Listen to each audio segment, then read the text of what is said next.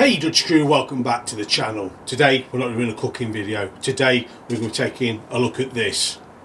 This is the Horl 2 knife sharpener. My father-in-law bought me this as a Christmas present, and also he gave me this knife.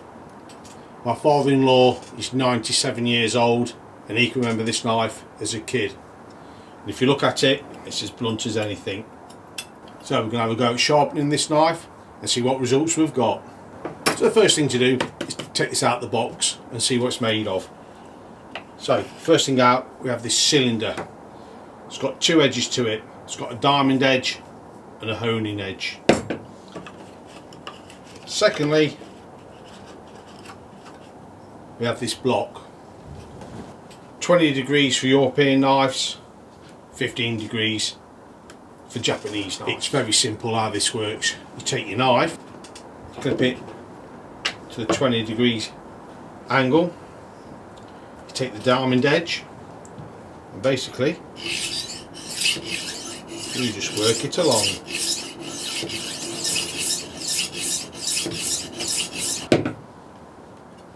That side's done. What we've got to do now, turn it around, repeat the process on this side.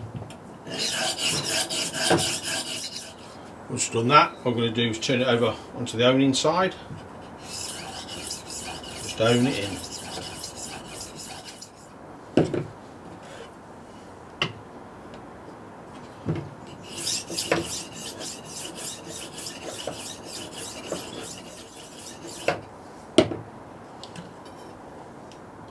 You can actually see where it's taken off. Alright, now it's time to put this knife to the test. I'm just going to take our sharpened knife. Remember, this is over 100 years old. It was blunt. I'm just going to take a tomato and look at that. Just one slice after another.